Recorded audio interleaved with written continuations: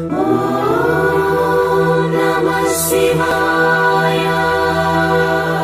ॐ नमः शिवाय। जय भोले जी की सोमवार व्रत कथा।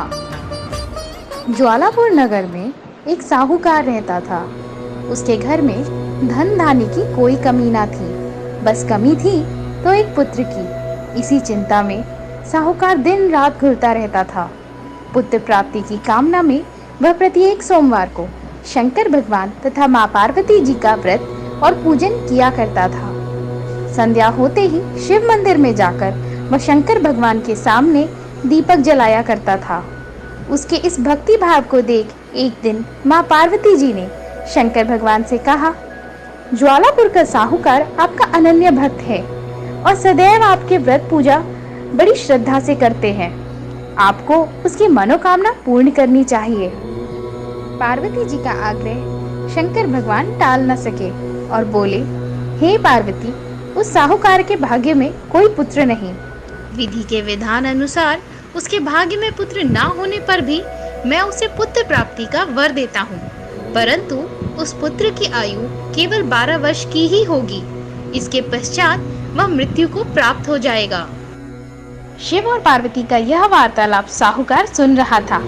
पुत्र प्राप्ति के वरदान के बारे में जानकर ना तो उसे कोई विशेष प्रसन्नता हुई और ना ही दुख। शंकर भगवान के वरदान से साहूकार की धर्मपत्नी शीघ्र ही गर्भवती हो गई। साहूकार के घर में खुशियां छा गईं। ठीक 9 माह बाद साहूकार की पत्नी ने एक अति सुंदर पुत्र को जन्म दिया। इस अवसर पर साहूकार ने ब्राह्मणों और निर्धनों को अन्न, वस्त्र और धन दान स्वरूप दिया। जब उनका पुत्र 11 वर्ष का हो गया तो पत्नी ने साहूकार से उसके विवाह के लिए आग्रह किया। साहूकार ने उसके इस आग्रह को टालते हुए कहा, प्रिय, मैं अभी उसका विवाह नहीं करूंगा और उसे पढ़ने के लिए काशी भेजूंगा। साहूकार के इस निर्णय पर पत्नी को बहुत दुख हुआ, किंतु उसने इसका विरोध नहीं किया। तब साहूकार ने अपने साले को बुलाकर उसे बहुत सा धन देकर कहा, तुम अपने भांजे को पढ़ने के लिए काशी ले जाओ। रास्ते में जिस भी नगर में रुको वहां यज्ञ तथा ब्राह्मणों को भोजन कराकर आगे जाओ। मामा भांजा जल्दी ही काशी के लिए प्रस्थान कर गए। काशी की ओर यात्रा करते हुए वह दोनों प्रतापनगर पहुंचे। उस नगर के राजा की बेटी के विवाह के उपलक्ष्य में नगर को बहुत अच्छी तरह सजाया गया था। एक विशाल मैदान में बड़े बड़े शामियाने लगाकर बारात को वहां ठहराया गया था।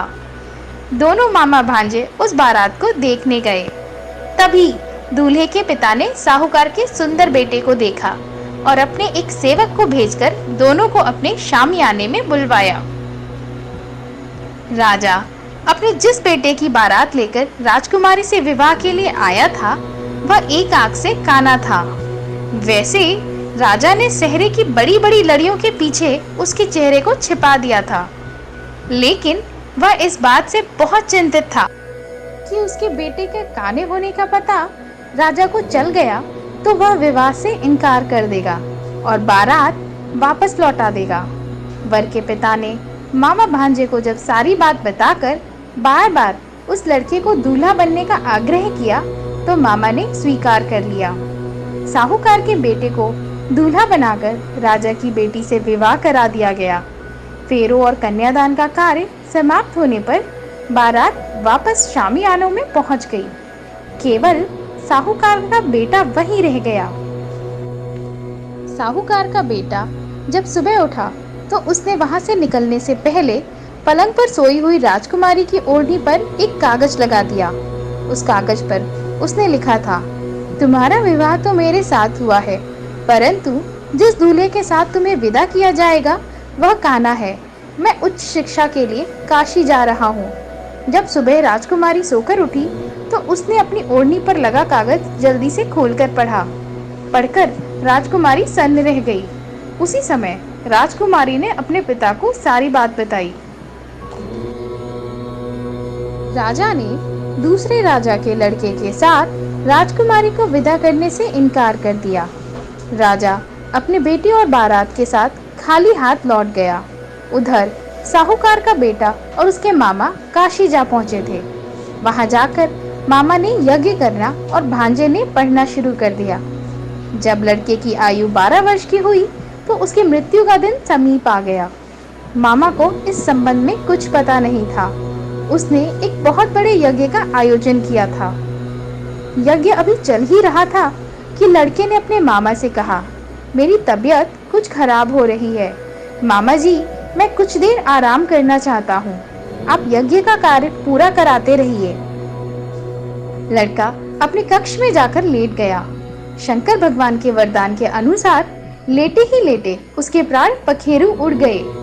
यज्ञ के बीच मामा ने कक्ष में जाकर लड़के को जब मृत अवस्था में देखा तो उसे बहुत दुख हुआ, लेकिन यज्ञ में विघ्न पड़ने के डर से उसने स्वयं पर संयम रखा और इस बात की चर्चा किसी से नहीं करी। ब्राह्मणों के जाने के बाद उसने रोना पीटना आरंभ कर दिया। संयोगवश उसी समय शिव जी पार्वती जी यज्ञ स्थल के ऊपर से गुजरे। शंकर भगवान और पार्वती जी ने समीप जाकर देखा तो उन्होंने उस साहूकार के मृत बेटे को फौरन पहचान लिया। पार्वती जी कहने लगी, भगवान, यह तो ज्वालापुर के साहूकार का वही बेटा है जो आपके वरदान से पैदा हुआ था। प्राणनाथ, किसी भी तरह साहूकार के इस बेटे को जीवित कीजिए, नहीं तो इसके माता पिता तड़प तड़प कर मर जाएंगे। पार्वती जी के आग्रह को शंकर भगवान टाल न सके और उस लड़के को जीवित कर दिया। साहूकार का पुत्र ओम नमः शिवाय कहता हुआ उठ बैठा। शिव और पार्वती कैलाश पर्वत को चले गए। कुछ दिनों बाद मामा भांजा दोनों पुनः प्रतापनगर पहुंचे। वहां पहुंचकर मामा भांजे ने वहां यज्ञ किया। संयोग से उस नगर का राजा उस स्थान से गुजरा। राजा ने साहूकार के बेटे को यज्ञ करते देख तो फौरन ही उसे पहचान लिया। अतः वह उन दोनों को महल में ले आया। कुछ दिन उन्हें महल में रखकर दोनों का खूब आदर सत्कार किया और फिर बहुत सा धन, बहुमूल्य स्वर्ण आभूषण और वस्त्र देकर राजकुमारी के साथ उन्हें विदा किया।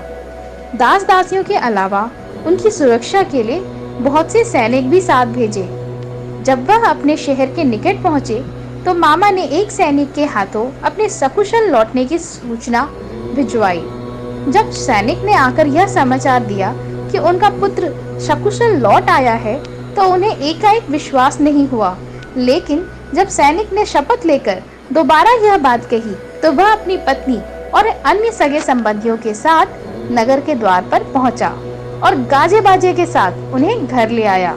राजकुमारी से बेटे की विवाह की सूचना ने उसकी खुशियां दुगनी कर दी थी। जो प्राणी सोमवार का विधिवत व्रत करके शंकर भगवान व माँ पार्वती जी की पूजा करता है, उस पर नीलकंठ महादेव अनुकंपा करके उसका घर खुशियों से भर देते हैं, निसंतानों को पुत्र प्राप्ति का वरदान देते हैं और धन संपत्ति के भंडार भरते हैं। ओम नमः शिवाय।